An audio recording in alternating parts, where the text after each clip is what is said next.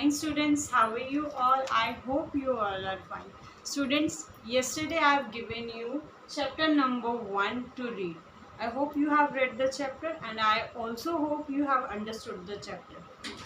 Chapter तो समझ में आ ही गया होगा, ज़्यादा डिफिकल्ट चैप्टर नहीं था.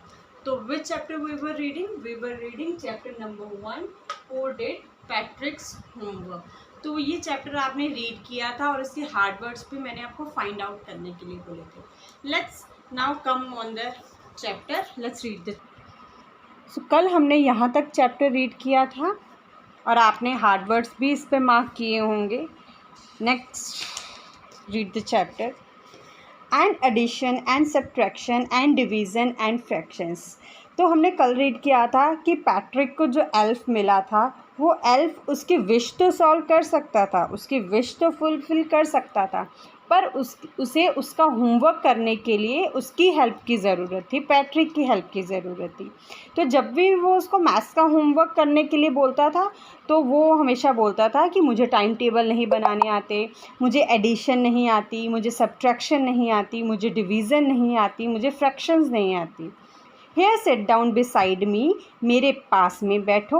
You simply must guide me. और आपको मुझे सिंपली गाइड करना होगा, क्योंकि उसको ये सब चीज़ें नहीं आती थी. वो होमवर्क करने के लिए तो रेडी था पर उसको ये सब चीज़ें सिखानी पड़नी थी. As know nothing of human history. As human history के बारे में कुछ नहीं जानते. To them it's a mystery. Mystery means रहस्य. Mystery means रहस्य. तो एल्स कह रहा था कि अब जब एसएसटी का उसका हिस्ट्री का वर्क करने की बात आई तो उसने कहा कि हमें ह्यूमन हिस्ट्री के बारे में कुछ नहीं पता, हमारे लिए तो ये मिस्ट्री है, रहस्य है. So the little elf already A शाउटर just got louder.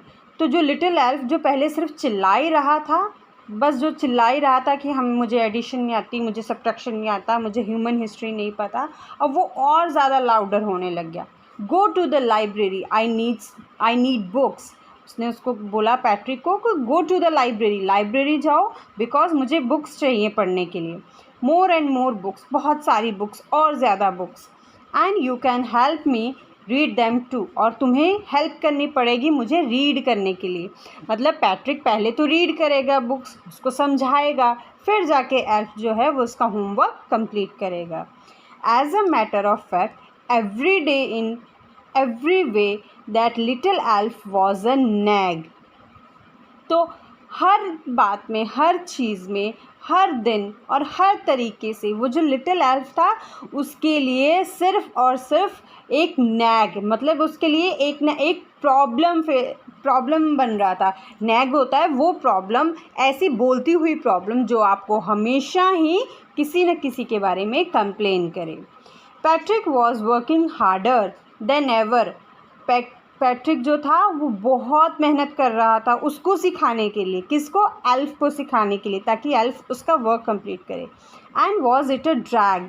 और ये सब चीज़ें जो थी उसको और ज़्यादा ड्रैग कर रही थी, मतलब अनइंटरेस्टिंग कर रही थी.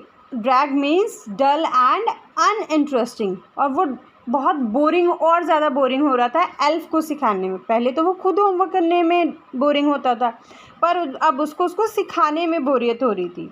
He was staying up nights. वो रात भर जागता था. Had never felt so weary. Was going to school with his eyes puffed and bleary. वो सारी रात जागता था और वो अब had never felt so weary, और उसने कभी भी इतना वेरी, इतना थका हुआ फील नहीं किया था. Was going to school. और जब भी वो स्कूल जाता, his eyes puffed and bleary. उसकी आइज़ हमेशा ही सूजी हुई रहती थी. पफ्ड रहती, सूजी हुई रहती थी, और ब्लियरी रहती मतलब थकान से लाल रहती थी. पफ्ड मीन्स सूजा होना, ब्लेरी होता है थकान से लाल होना. Finally the last day of the school arrived. तो स्कूल का लास्ट डे आया and the elf was free to go. अब एल्फ फ्री होने वाला था क्योंकि एल्फ ने उसका वर्क कंप्लीट किया था, चाहे पैट्रिक ने हेल्प की थी पर वर्क उसी से कंप्लीट कराया था. As for homework there was no more. और उसके होमवर्क के लिए अब कुछ भी नहीं था, उसका वर्क सेशन कंप्लीट हो चुका था. So he quietly and slyly slipped out the back door. इसलिए वो धीरे से, चुपके से वो वहाँ से बैक डोर से पीछे चला गया. पैट्रिक गॉट हिज ए, पैट्रिक को ए ग्रेड मिल चुकी थी। हिज क्लासमेट्स वर अमेज्ड, उसके जितने भी क्लासमेट थे, उसके जितने भी सहपाठी थे, वो अमेज हो रहे थे, हैरान हो रहे थे। हिज टीचर्स स्माइल्ड, उसके टीचर्स स्माइल कर रहे थे। And were full of praise, और सब जो थे वो फुल ऑफ प्रेज थे। प्रेज होता है प्रशंसा करना, तो सब उसकी प्रशंसा कर रहे थे, उसके टीचर्स। एंड हिज पेरेंट्स, और उसके जो पेरेंट्स थे, they wondered, wondered also means हैरान होना। What had happen to Patrick, जो उसके पेरेंट्स थे वो भी हैरान हो रहे थे कि पैट्रिक को हुआ क्या है। He was now the model kid, अब वो एक मॉडल किड बन चुका था।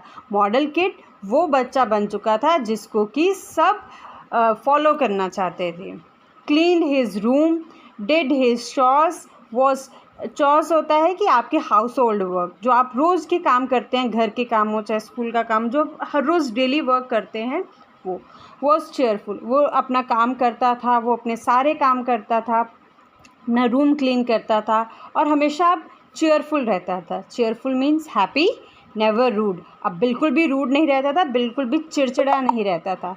Like he had developed a whole new attitude, ऐसा लग रहा था उसने एक नया ही एटीट्यूड जो है वो डेवलप कर लिया है। उसकी एक नई ही सुबह हुई है, जैसा वो पहले कभी भी नहीं था, अब वो वैसा हो चुका है। You see in the end Patrick still thought he had made that tiny man do all his homework. आपको लगता होगा लास्ट में कि पैट्रिक अभी भी यही सोचता है कि वही जो स्मॉल आदमी था, छोटा इंसान था, एल्फ जो था, उसने उसका सारा होमवर्क किया। But I shall share a secret, पर मैं आपके साथ एक सीक्रेट जो है शेयर करती हूँ, just between you and me, और ये जो सीक्रेट है ना वो सिर्फ आपके और मेरे बीच में रहना चाहिए। It wasn't the elf, Patrick had done it himself, कि एल्फ ने उसका वर्क कंप्लीट नहीं किया था, वो तो पैट्रिक ने किया था खुद से, क्योंकि पैट्रिक ने सारा एल्फ को समझाया। सो इनडायरेक्टली सारा वर्क करने वाला, सारा होमवर्क करने वाला, सारे असाइनमेंट्स कंप्लीट करने वाला पैट्रिक था, बट पैट्रिक को लगता था एल्फ ने किया है। सो ये स्टोरी यहीं पर कंप्लीट होती है। सो स्टूडेंट्स, अब आपका होमवर्क क्या है? अब आपका होमवर्क है, आपका होमवर्क क्या है? अभी हमने जो चैप्टर रीड किया उसी चैप्टर में वर्ड मीनिंग्स गिवन है। वो वर्ड मीनिंग्स जो है वो आपको कॉपी में लिखने हैं और लर्न करने हैं, और आपको हार्ड वर्ड्स भी राइट एंड लर्न करने हैं। और ये जो हार्ड वर्ड्स है वो आपको मैं सेंड करूँगी, एक पिक्चर, एक फ़ोटो उसकी सेंड करूँगी। वो हार्ड वर्ड्स एंड जो बुक में दिए हुए वर्ड मीनिंग्स है वो आपको कॉपी में लिखने हैं और उनको लर्न भी करना है, और इस चैप्टर को अच्छे से दोबारा से रीड करना है और उसको ट्रांसलेट करने का ट्राई भी करना है। ओके स्टूडेंट्स, अपना वर्क जो है हर रोज़ कंप्लीट करना है और उसकी मुझे रोज़ कॉपी, फ़ोटो या फिर PDF फॉर्म में मुझे सेंड करना है। Okay students, till then bye and take care.